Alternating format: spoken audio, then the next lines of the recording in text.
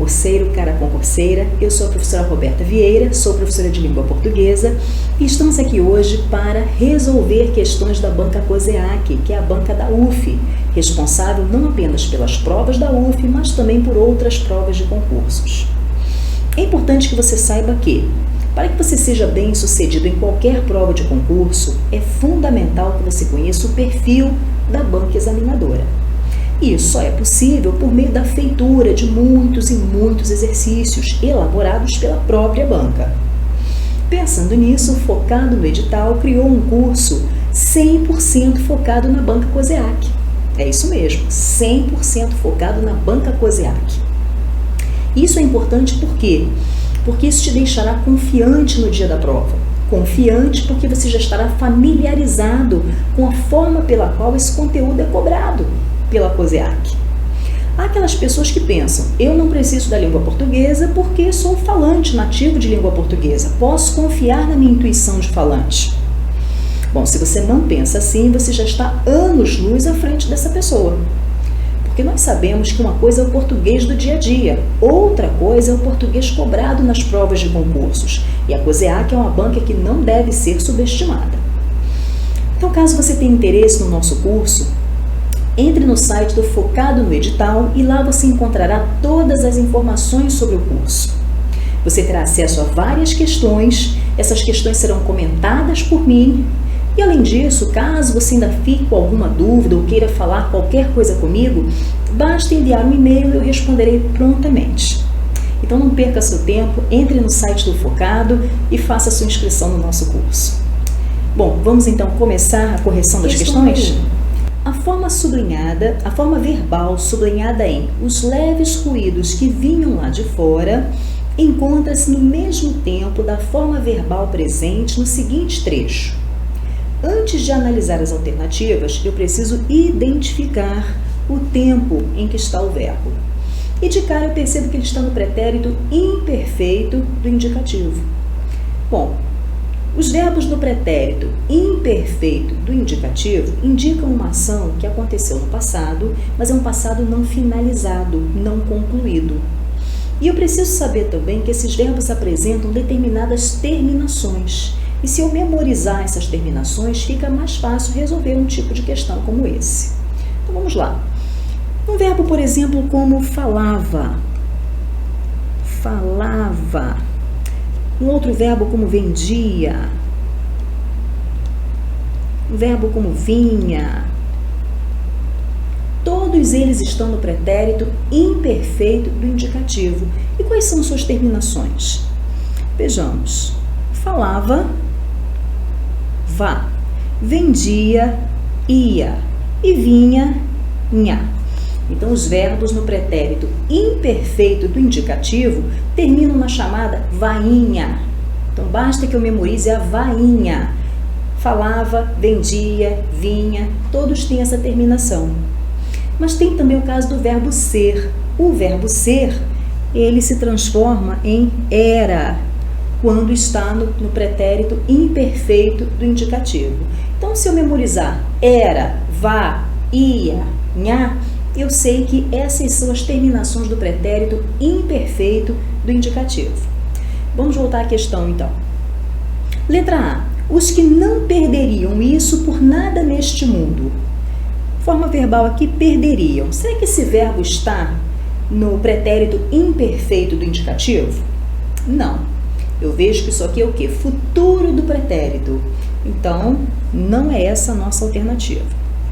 Letra B. Que não havia ninguém disponível.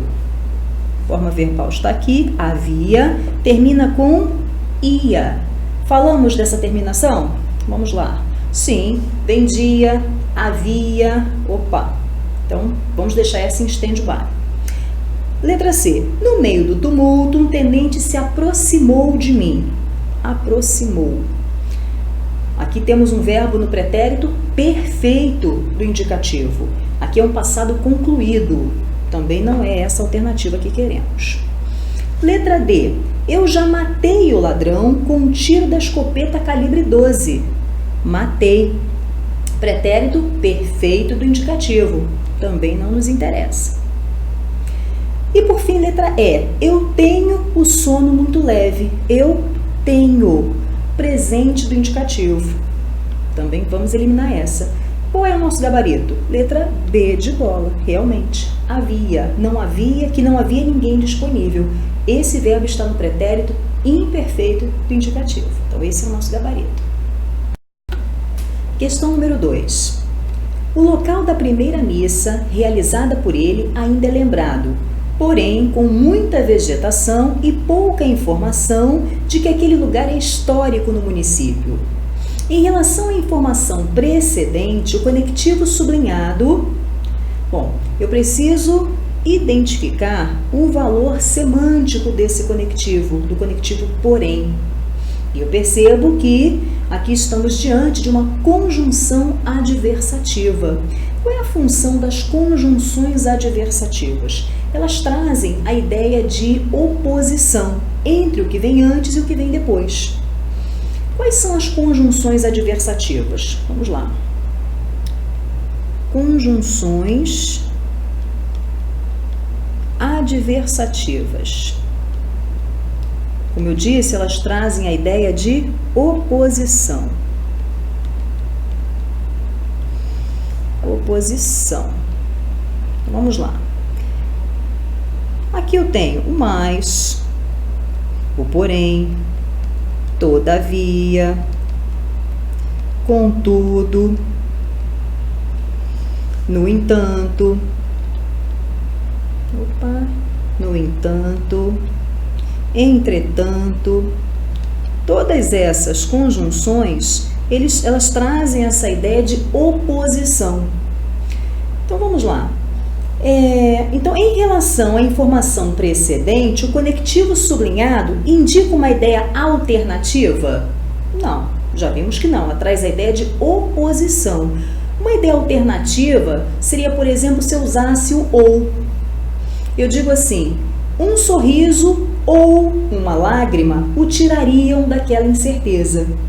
Aí eu pergunto, um sorriso o tiraria daquela incerteza? Sim. Uma lágrima o tiraria daquela incerteza? Sim. Então, os dois o tirariam daquela incerteza.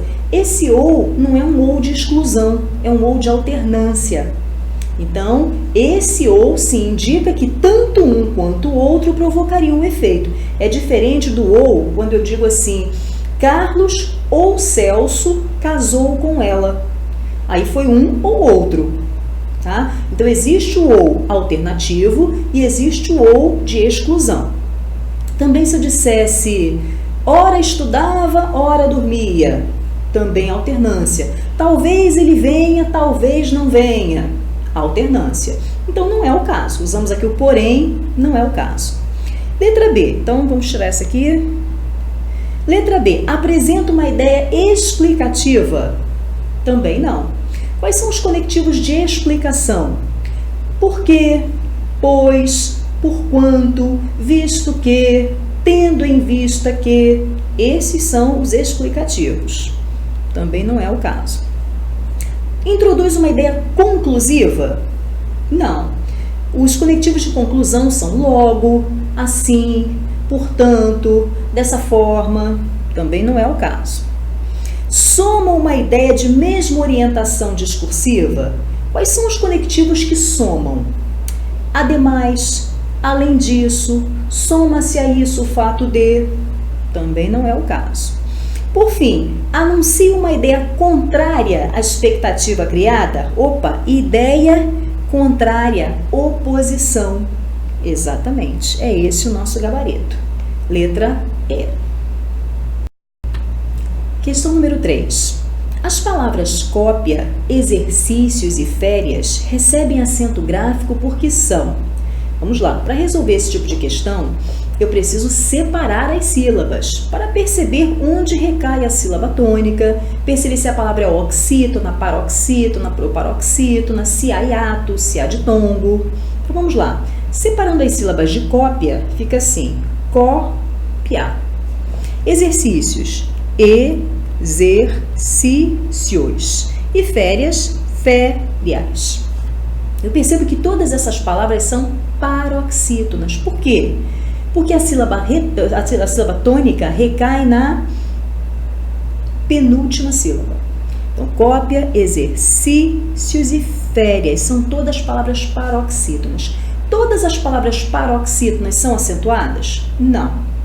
Nesse caso, as palavras paroxítonas são acentuadas porque todas elas terminam em ditongo. Ué, Roberta, mas exercícios e férias não terminam em S? Sim, mas não existe a regra, são acentuadas todas as palavras paroxítonas terminadas em S. Essa regra não existe. Existe sim, todas as palavras paroxítonas terminadas em ditongo, seguidas ou não de S, são acentuadas. É o caso aqui. Cópia termina em ditongo.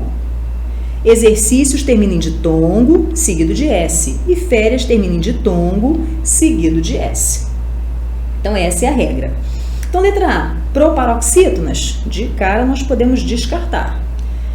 Oxítonas também podemos descartar, oxítonas. Ficamos com letras B e C. Paroxítonas terminadas em S, já vimos que essa regra não existe.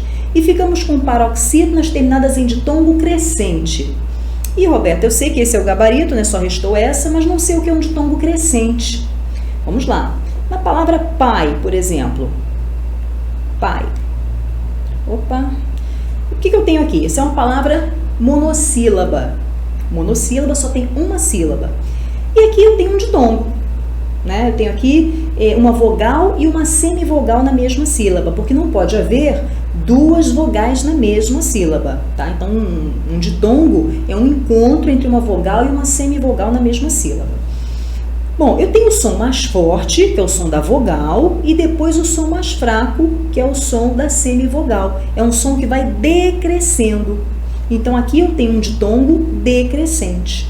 No caso de cópia, acontece o contrário. Eu tenho primeiro o som da semivogal e depois o som da vogal. É um som crescente. Então, aqui em cópia, eu tenho um ditongo crescente. Tá? Então, essa é a diferença entre ditongo decrescente e ditongo crescente. Então, gabarito, letra C de casa. Vamos, então, para a questão número 4. Na passagem, eu tenho sono muito leve. E numa noite dessas, notei que havia alguém andando sorrateiramente no quintal de casa. A relação estabelecida pelo conector E é de. De cara, o candidato poderia pensar, opa, se é E, adição. Bom, nem sempre o E indica adição. Se eu digo, comprei cadernos, livros e canetas, aí existe uma adição, eu estou somando elementos, eu comprei todos esses elementos. Mas se eu digo, por exemplo, lutei, lutei, lutei e não venci. Bom, se você luta, luta, luta, o que é que se espera? Que você vença. Se você não venceu, existe aí o quê? Uma oposição. Então, quando eu digo lutei, lutei, lutei e não venci, é como se eu dissesse lutei, lutei, lutei, mas não venci. Esse E vai ter o valor de uma conjunção adversativa, o mesmo valor de um mais. Será que é o caso aqui? Vamos ver. Eu tenho sono muito leve e numa noite dessas notei que havia alguém andando sorrateiramente no quintal de casa. Existe aqui uma oposição? Não. Se eu tenho sono muito leve, é normal que eu acorde facilmente e perceba o que está acontecendo ao meu redor. Então, aqui não há uma oposição, mas também não há uma adição. Veja que, por eu ter um sono muito leve, eu pude perceber que havia alguém andando sorrateiramente no quintal de casa. Então, aqui existe uma relação de consequência. Uma coisa é consequência da outra. Então, eu posso descartar a adição, descartar a oposição, descartar concessão e tempo. Ficamos com consequência, gabarito, letra B de bola. Vamos para a questão número 5. A justificativa gramaticalmente correta para o uso da preposição a no trecho com a emoção a que nenhum sexo se compara é. Vamos lá.